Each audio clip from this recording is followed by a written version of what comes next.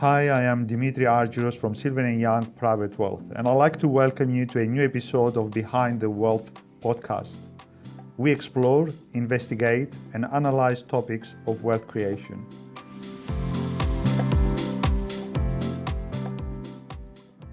Hi, and welcome back to a new episode Behind the Wealth.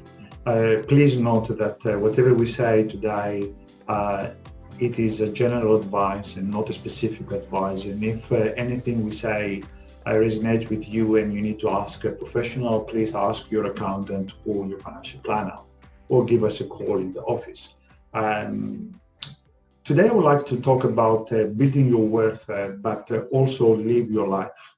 A lot of times we put a lot of effort in trying to put everything inside a very strict regime to build wealth by investing more, borrowing more, anxious to catch the next wave of the stock market, or in fear maybe they lose the opportunity that is coming along. And we're forgetting that in the meantime, we need to really live our life and achieve whatever we want to achieve in the same time as we're creating wealth. So creation wealth is not really the sole purpose, but it has to fit the bigger picture of what we want to achieve in life. And we said this numerous times in the previous episodes. But a lot of times I've seen clients that come to our office and the only issue is when I am retired at 65, I want to live on that standard of living. Some of them, they really say that, but they don't make any sacrifices for them to achieve that goal.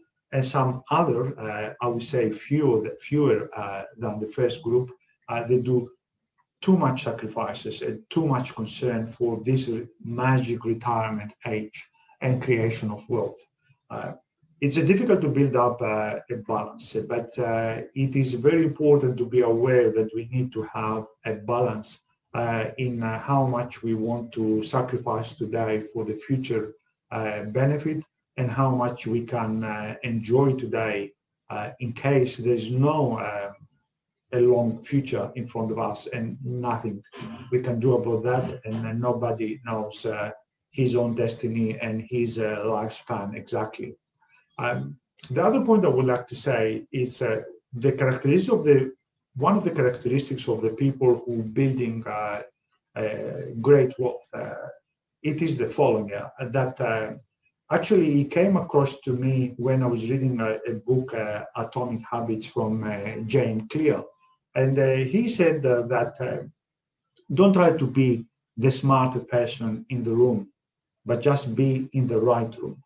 And I found it really a very, very smart idea. And in practice, then when I look back to the successful people, to the very successful people, usually they talk less than we expect, and they listen more. And what it means by saying this is that when you are in a group of, say, in a barbecue, try to see what other people have to say, and if there is a value of other people have to say. And usually ask the quiet person about something, because the quiet person is usually the person who has the information and the knowledge, not the person who always talks and always loud and always has an opinion about something. It could be of value, of course, of that person to have and listen to his opinion or her opinion. But I usually found out of experience, the quiet person has more meaningful messages to pass through a conversation. And it is very important to be allocated to a room or to a group of people who are really smarter than you. My father-in-law, God bless his soul, he used to say, try to have your friends to be better than you, at least one or two notch above you, because they will lift you up and they won't go to drown you down. And it is very, very practical advice. And I found it very useful advice, because motivate us to do things different than the group that only looking for very common stuff, and how we're going to have a good fun today, and how we're going to buy the new phone, which is the new fashion thing, and how we're going to spend our time just to have fun, which is also important to have people that you have fun with them. But if you want for a self-development and wealth creation and basically to improve yourself in general, you need to be surrounded by people slightly better than you. If it's, of course, can be assessed. It's not very easy to be assessed because someone who looks respectable and he talks nice doesn't mean he's better than you. And the better than you has a very, forgive me, I don't mean better than you as a person, but in the subject you are interested, he has better skills than you have at the moment. And that's the reason I'm saying better than you in that sense. I had a very good friend years ago who was probably 10, 15 years younger than me, and he's a tradesperson. And I remember this person, every time we're sitting around the barbecue or a function or a family function, he really rarely talked, but he always found the most knowledgeable person in the group, and he was asking questions. And then I'm feeding the conversation and ask about questions, again questions, and again questions. And because that person was very much aligned for wealth creation and how he could build wealth and how he could make money, looking back now from 14, 15, 20 years that I know him and looking at him now, he's really successful for whatever he asked about it. This person in particular, I found it extremely successful financially and extremely successful in business. I'm not sure about the other aspect of his life because I'm not that close, and probably he is, but I know he's exceptionally successful in that part because that was his interest and that was his questions. And when he was sitting in the room, he was never the person who was talking. He was the person who was always listening, and he had a particular talent to make you talk and take all your knowledge and information in a very nice way by feeding the conversation, by asking the right question, by flirting with your ego a little bit to feel important and knowledgeable, and what do you do in this case and what do you do in that case? Oh, wow, how did you do that? And then people that they are a bit older than the listener, they're usually more happy to say and expand and talk about it compared to the people who are the same age, and there may sometimes a competition and clash of personalities. So closing this point, this person, and I've seen many other people like this, they're very successful in the matters and in the subjects, in the particular areas of their life that they were interested, and they were very close to these people, to go to a room of people, to a group of people that they have similar interests. So if you really want to have an increase of your capacity in a share investment, for example, you need to be surrounded by successful share investors. If you want to invest in properties and you want to know about properties, you need to be surrounded by people who have the common passion and the common information, and listen to them and have a look what they do, and be humble to try to analyze and accept what they say with a bit of criticism, internal criticism, if they are right or wrong. And of course, in this situation, you have to concern a little bit about the validity of that person. He's successful on his own or her own, or he's just a bit of smoking gun or a bit of show off. That's also very important. Another point I want to discuss today, it is don't rely on your previous success. I mean, Alfred Hitchcock said before, and I think I said it in another podcast, he was good. He said, I'm good as my last movie. And this has resonated very well with me. And a lot of people, they just got and do one investment, and just the investment turned to be has a very good outcome for them. And then they think they are the property gurus, or they are the investor gurus, or they are the business gurus. But don't try to judge on the past experience, but try to get the facts of the new enterprise, of the new investment, of the new step in creation wealth on its own. Try to assess it on its own. Try to avoid the biases that you have. If you are more prone to invest in property, you like more property, be more critical about if the property is the right time and the right property you want to do. If you have a bias, for example, for shares, and you jump straight away to any good story for share, sleep overnight, make sure that you have the fundamentals right, you have the technicals right, it is asset allocation correct, it is part of your long-term strategy, it is part of your allocation strategy as a percentage of your portfolio and other stuff. So don't expect and don't judge because of the previous activity was successful, the next activity is going to be good. I mean, when we go to gym and you do a new workout, as again I read in a book, it doesn't count if you did a good workout 2-3 days ago. Every workout is as good as you're going to make it today. So in every activity we do towards creation of wealth and towards anything in reality, it is really has to be looked as a standalone. Of course, the past experience and the past familiarity of that process and that investment or whatever we do, it is give us a bit of a push that we understand better than if we didn't have that experience.